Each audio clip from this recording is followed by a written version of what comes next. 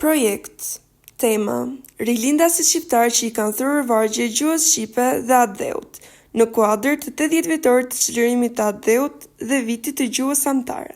Pse u zgjedh kjo term projekti? Viti 2024 është vit jubilar sepse shënonte 80 vjetorin të çlirimit të atë dheut. Njëkohësisht me nismën e mas vitit 2024 është quajtur viti I gjuhës shqipe. Ishin këto dy arsye të forta që I shtyn nxënësit të përzgjedhin këtë term projekti. Rilindasit me penën e tyre shkruan histori dhe I kënduan simbolit të kombit shqiptar, gjuhës shqipe. Rezultatet e të nxënit sipas kompetencave kyç: kompetenca e komunikimit dhe e të shprehurit, kompetenca e të menduarit, kompetenca e të mësuarit për të nxënë, kompetenca qytetare, kompetenca digitale. Qëllimi: njohja, studimi dhe vlerësimi I kontributit të rilindasve për të edukuar ndjenjat dhe dashurisë për gjuhën e bukur shqipe. Synimi. Synimi I këtij projekti është njohja sa më e plot e veprimtarisë të rilindasve dhe ndikimi I tyre në edukimin me ndjenja patriotike, si dhe njohjen dhe lëvrimin e gjuhës shqipe. Rilindasit shqiptar. Rilindja kombëtare shqiptare, e cila përfshin periudhën nga mesi I shekullit 19 deri në shpalljen e pavarësisë në vitin 1912, është nga periudhat më të rëndësishme të historisë shqiptare. Kjo periudhë përfaqëson një epokë të zgjimit kombëtar, ku shqiptarët filluan të ndërgjegjësohen për identitetin e tyre kulturor, gjuhësor dhe kombëtar. Në këtë kohë, figurat të squara të kombit ton, të cilët njihen si rilindas, u angazhuan për të ruajtur dhe zhvilluar gjuhën shqipe, për të përhapur arsimin dhe për të krijuar një vetëdije kombëtare mes shqiptarëve. Përmes shkrimeve, veprave artistike dhe aktiviteteve politike, ata kontribuan për një të ardhme më të mirë për shqiptarët. Rëndësia e rilindjes. Rilindja shënon një hapje ndaj kulturës përparimtare botërore nga më të mëdha që kishte njohur kultura shqiptare deri atëherë. Ishte koha kur kombi shqiptar vendosi lidhje më të dendura me idetë dhe kulturën përparimtare të popujve të tjerë, përftoi nga thesari I kulturës së Perëndimit dhe sidomos nga rilindja evropiane, nga iluminizmi I saj. Rilindasit shqiptarë. Sami Frashëri. Sami Frashëri lindi më 1 qershor 1850 në Frashër dhe vdiq më 18 qershor 1404 në Stamboll. Ai ishte rilindas I shquar, ideologu kryesor I lëvizjes kombëtare shqiptare, dietar I madh, shkrimtar dhe publicist. Pashko Vasa. Pashko Vasa lindi në vitin 1825 në qytetin e Shkodrës dhe vdiq më 29 qershor 1892 në periudhë të Libanit. Ishte veprimtar I shquar I lindjes kombëtare, shkrimtar, poet publicist dhe guvernator I Libanit derisa vdiq. Naum Veçil Harxhi. Naum Veçil Harxhi, lindur Naum Bredhi, 1797-1846, ka qenë një avokat dhe studiues shqiptar. Me 1844 krijoi një alfabet krejt origjinal për gjuhën shqipe, quajtur Alfabeti I Vidkuqit. Veçil Harxhi është një ndër figurat më të shuara të viteve të para të rilindjes kombëtare shqiptare dhe mohet si njëri prej ideologëve të saj të parë. Gjergj Fishta. Gjergj Fishta lindi me 23 tetor 1871 në fshatin Fishtë të Zodrimës dhe vdiq më 30 dhjetor 1940 në qytetin e Shkodrës.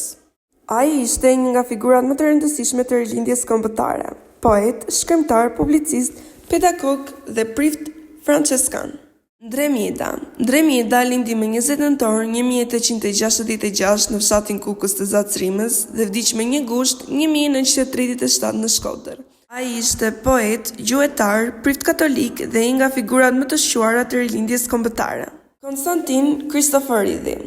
Konstantin Kristoforidhi lindi me 1826 në Elbasan dhe vdiq me 1895 në qytetin e tij të lindjes.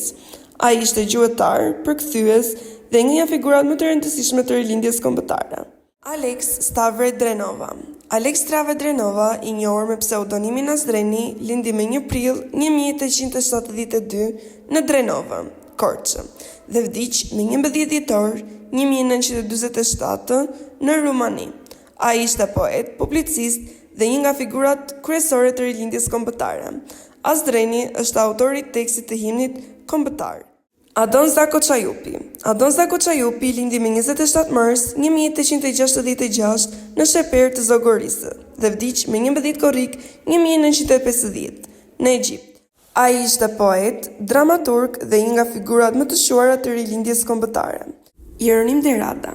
Jeronim Derada lindi me 29 nëntor 1814 në Mokur të Kalabrisë dhe vdiq me 25 shkurt 1905 në Itali. Ai ishte poet, publicist dhe nga figurat më të quara të rilindjes kombëtare. Zefse Rembe. Zefse Rembe lindi më 5 tetor 1874 në Shkodër dhe vdiq më 8 mars 1929 në Itali. Ai ishte poet, shkrimtar dhe nga intelektualet më të shquar të rilindjes kombëtare. Hile Mosi. Hile Mosi lindi me 22 prill 1885 në Shkodër dhe vdiq me 22 janar 1955 në Tiranë. Ai ishte poet, publicist, përkëthyes dhe nga figurat më të rëndësishme në rilindjen kombëtare shqiptare. Abdul Frashëri. Abdul Frashëri lindi me 1 qershor 1839 në Frashër të Përmetit dhe vdiq me 23 tetor 1892 në Stamboll.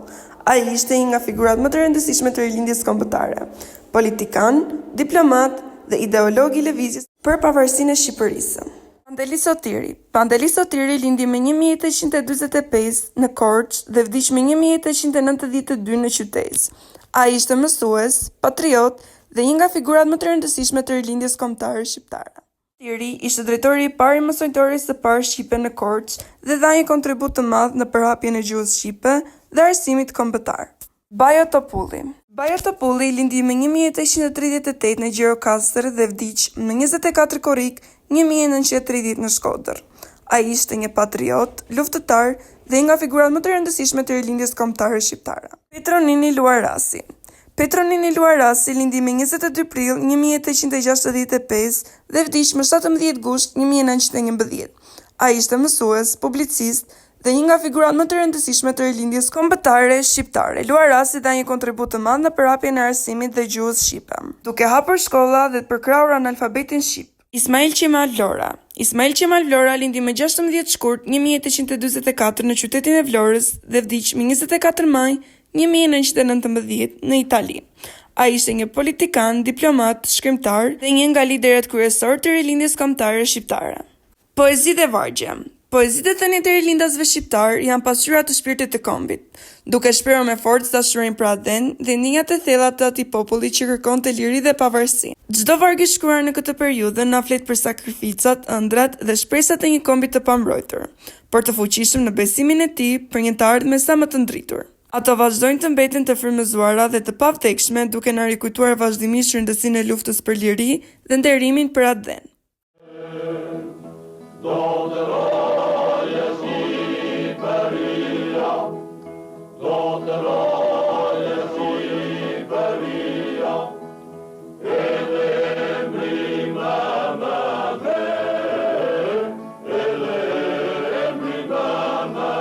Edhe hana do ta di, edhe dielli do ta ketë pa, se për qark kësaj rokullie, si Shqipnia, vend nuk ka. Gjergj Fishta. Shqiptarët duhet të udhëhiqen nga një dashuri e thellë, për atë se vetëm kështu mund të arrijnë të fitojnë lirinë e duhur. Lef Not. Rilindja e gjuhës sonë është rilindja e jetës sonë kombëtare, Faik Konica. Kombet jetojnë dhe zhvillohen nëpërmjet kulturës. Pa kulturë asgjë nuk mund të rritet dhe asgjë nuk mund të jetë e qëndrueshme. Pa Shkovasë. Ne duam Shqipërinë të mos jeni shklever të askujt, nga Ismail Qemal.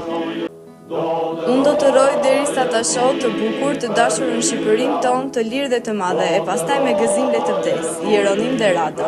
Shqipëria do të bëhet se deri kombet nuk mund të perëndojnë. Shqipëria do të jetë e shenjtë, do të bëhet me laudim dhe do të jetojë përgjithmonë. Petronini Luarasi. Njeriu është njeri vetëm kur e do dhe ndihmon njeriu. Mirgjeni. Pas Shqipërisë ka shqiptar gjithë.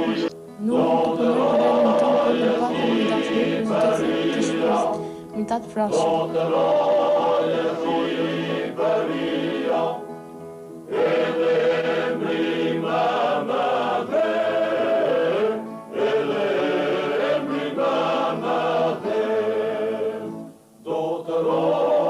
Shqipëria, do të rojë